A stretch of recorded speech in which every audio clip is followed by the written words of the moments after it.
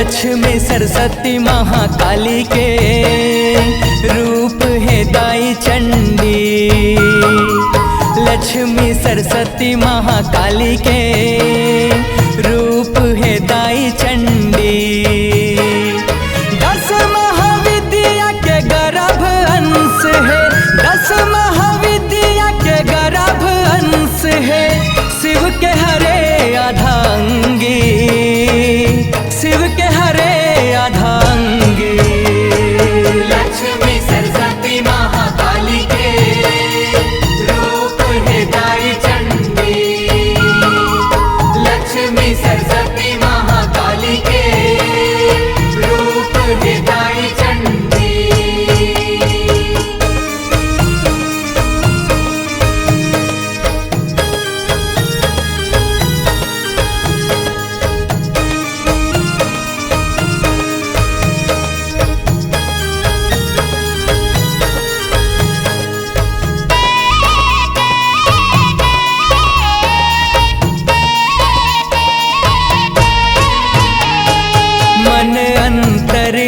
सबद मंत्र ला दाई सरस्वती बहिरागे।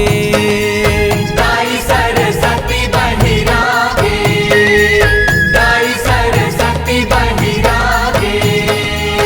उही मंत्र हासुर औ सास माँ बोली बत रस मागे। बोली बत रस मागे, बोली बत रस मागे।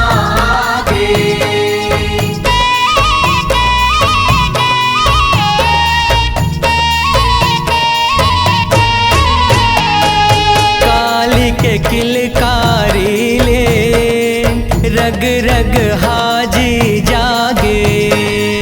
रग रग हाजी जागे, रग रग हाजी जागे। नव शक्ति के सबद रस बान विद्या जी कहागे। बान विद्या जी कहागे, बान विद्या जी कहागे। धर्म अधर्म के रीति नीति माँ, धर्म अधर्म के रीति नीति माँ।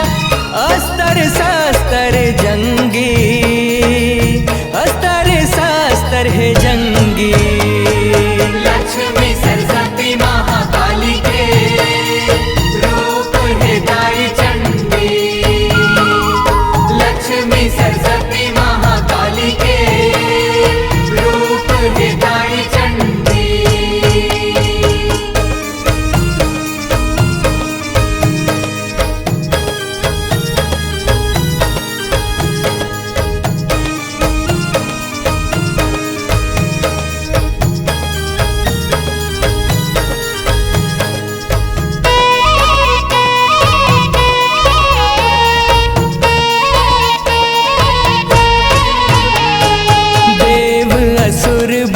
सकती हा बड़े जनी हरे ये ज्ञान। बड़े जनी हरे ये ज्ञान, बड़े जनी हरे ये ज्ञान। कौन हो हा धर्म निभावथे, कौन हो हा लेवथे परान। कौन हो हा लेवथे परान, कौन हो हा लेवथे परान।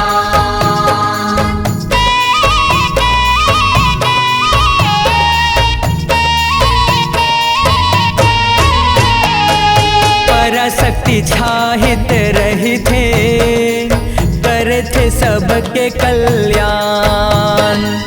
करथे सबके कल्याण, करथे सबके कल्याण। धर्म कर्म के चिन्हारी के मानवता है पहचान। मानवता है पहचान, मानवता है पहचान। तीनों शक्ति के सार अंश हा, तीनों शक्ति के सार अंश हा।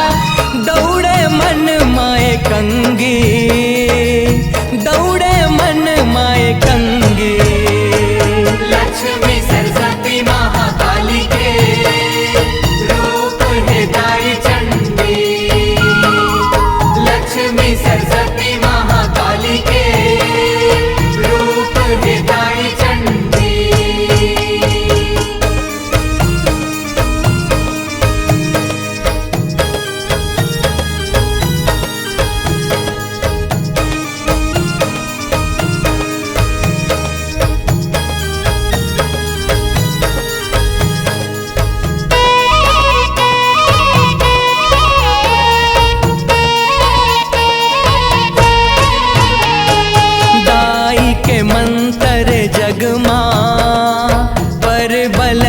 शक्ति कहाँ थे, परबल शक्ति कहाँ थे, परबल शक्ति कहाँ थे।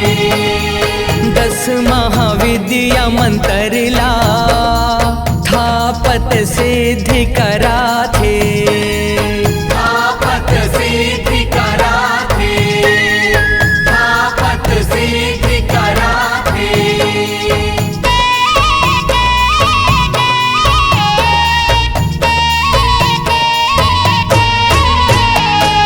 यंत्र लतंत्र मसर सती सबद माँ भरा थे, सबद माँ उभरा थे, सबद माँ उभरा थे।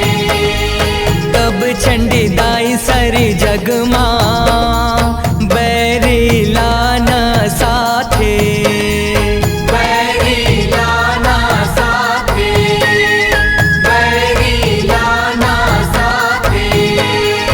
कांति कार्तिक कहा लख बरन, मानी लाल कहा लख बरन, सेवा में जैसे है नंदी, सेवा में जैसे है नंदी।